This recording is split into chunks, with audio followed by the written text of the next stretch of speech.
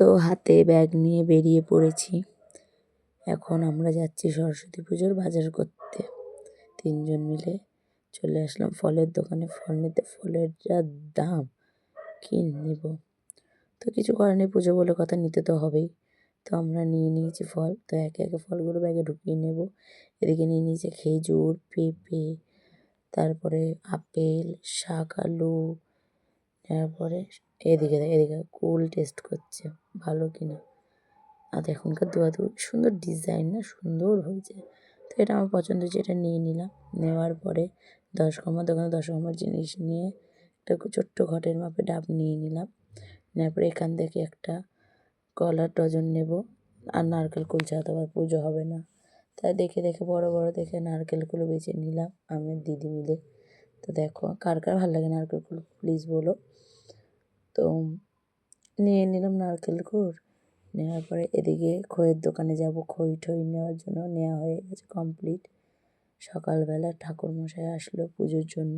এদিকে আয়ানকে দেখো, আয়ান এখন চন্দ্রমিত্র খেতে ব্যস্ত।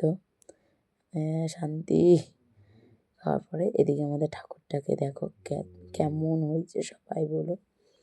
খুব সুন্দর হয়েছে ঠাকুরটা আনতে আমি ঠিক যাইনি, দিদিরা গেছিলো। তো এদিকে দেখো ঠাকুর মশাই মন্ত্র পড়ছে, পুজো করছেন। তো মন্ত্র পড়ার পরে পুজো হয়ে যাবে, আর একটুখানি বাকি। এবার সবাইকে শান্তির জল ছেটাবে ঠাকুরমশাই। শান্তির জল ছেটাতে শুরু করে দিয়েছে। এদিকে আয়ানকে আবার হাতে ধরে শেখাচ্ছে ঠাকুরমশাই, মানে যাকে বলে হাতে ঘড়ি আমরা বলি। তো হাতে ঘড়ি দেওয়া হচ্ছে আয়ানের। দেখো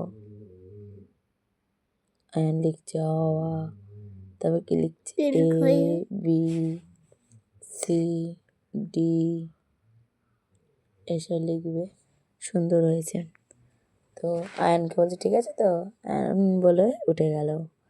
এদিকে ঠাকুরটাকে আর একবার তোমাদেরকে দেখাই কেমন লাগছে।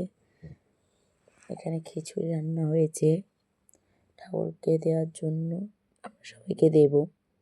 ঠাকুরটাকে দেখো আর একবার কেমন হয়েছে, মুখটা খুব মিষ্টি হয়েছে ঠাকুরের। তো পুজো কমপ্লিট, ঠাকুরমশাই চলে গেছে। তো এদিকে দেখো আমি সিংহাসনটাকে সাজিয়েছি, কেমন লাগছে বলো।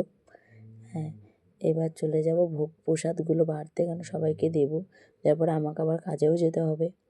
তো প্রসাদগুলো দিদি বাড়ছে, এক দিদি বেড়ে বেড়ে দিচ্ছে। আমরা যাব এখন 3 জন মিলে প্রসাদগুলো সবার ঘরে ঘরে দিতে যাব।